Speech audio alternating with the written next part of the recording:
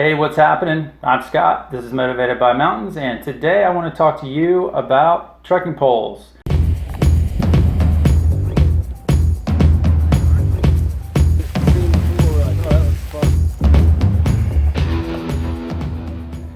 Alright, so there's two different styles of poles that I like to use. Z pole as well as just a collapsing trekking pole. The poles that I've been using for the last couple of years are actually budget trekking poles, which means they're $50 or in that $50 range or less. And I have used other high-end trekking poles I've borrowed from friends. I actually bought a pair from REI and ended up returning them because I really just didn't see the justification in spending almost $200 on a pair of trekking poles, and I couldn't see any difference between those trekking poles and the budget poles that I had already been using for over a year and a half. So I'm super stoked to show you guys those two sets of trekking poles, but I'm going to hold off to the end of the video to show you guys those because I want to jump into the pros and cons of purely of using trekking poles. So the first pro that I want to mention is stability. Trekking poles allow you to keep your body stable, whether you are climbing up a hill, so they help you to pull up the hill, or especially on descents, they help you to support that weight, not only your body weight, but the weight of your pack as you're coming down and you're stepping off of rocks. All of that weight is pushing on your joints. It's all a shock to your joints. And having a trekking pole to kind of slow that descent and stabilize yourself makes a huge difference, and it's going to make a big impact on how your joints feel at the end of the day. Second pro to trekking poles, which is also, I guess, still is stability, but trekking poles are definitely going to help you balance on a water crossing. It makes a huge difference. The bottom of the river or whatever it is you're crossing, there could be odd size shaped rocks and it's slippery and it's pretty easy to fall. But when you have these trekking poles, like two extra legs out to the side, you can catch yourself and brace yourself, and it makes a huge difference. What'd you say?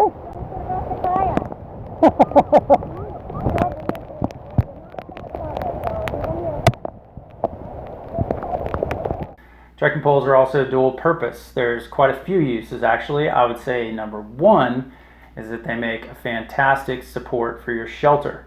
There's a lot of trekking pole supported shelters out there. I personally love to use the Zpacks Duplex, the 6-minute designs, Lunar Solo, the Tarp tent, Pro Trail. All those shelters use trekking poles to support the tent, and that way you save a bunch of weight not carrying a dedicated pole system that only comes out purely just to support your shelter.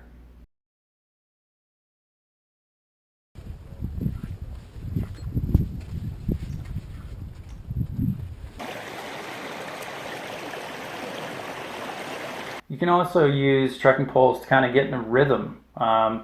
Once you've used trekking poles for a little while and you start to get that motion of walking with trekking poles, I find that it creates this really good, steady, just hiking rhythm. Not to say that you can't get in a rhythm without trekking poles, just walking, but I do find even that sound, just that clack, clack, clack of moving with trekking poles certainly gets you into a good rhythm and will keep you kind of at a steady pace while you hike.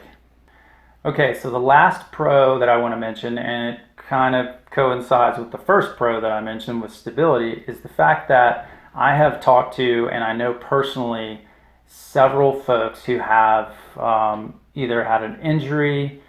Good one to test the super hip. Good one to test out the cyborg. Isn't it crazy that I probably have serial numbers? I do have serial numbers in my hip.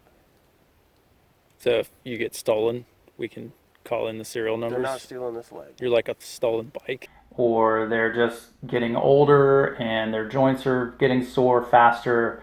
Whatever the reason is that they're not able to hike as much anymore, or maybe not able to backpack as much anymore, or even just get out for a day hike on flat ground, trekking poles can make a huge difference, a huge impact.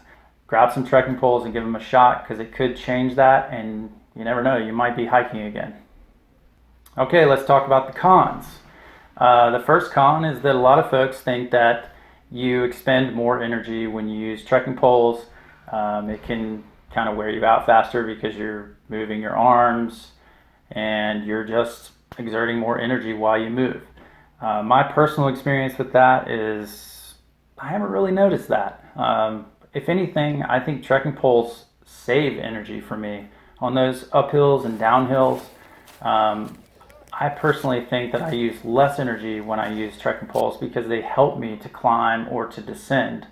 Maybe if you're just on flat ground and you're just cruising along, I could see how maybe somebody could say that they're moving the trekking poles, and I guess if the trekking poles are a heavier style of pole, maybe that would be true, but I find with a good lightweight pole that that's not the case for me.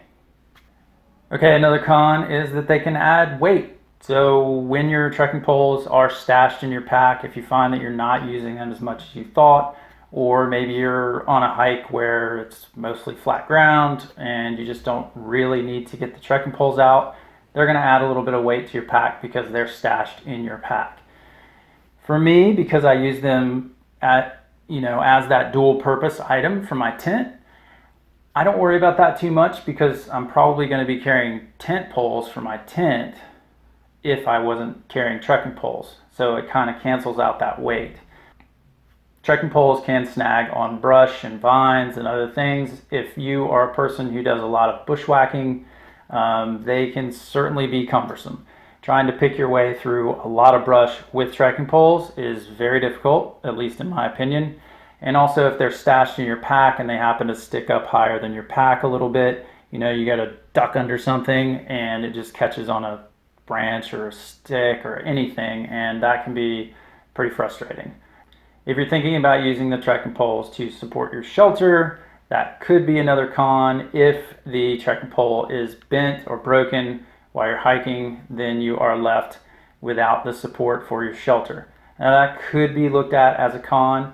I think that the vast majority of people would probably be able to find a stick or something else to support their shelter. I know me personally, I have left my trekking pole somewhere and thought it was lost and ended up at camp that evening, and I just set up my shelter with some sticks. It wasn't a big deal, and then luckily some folks grabbed my trekking poles and ended up coming into camp later, and I got them back, which was super cool. If you are, say, going to be camping and pitching your tent above tree line and your pole breaks, then yes, that could definitely be a con because there may not be any sticks around, there may not be any trees.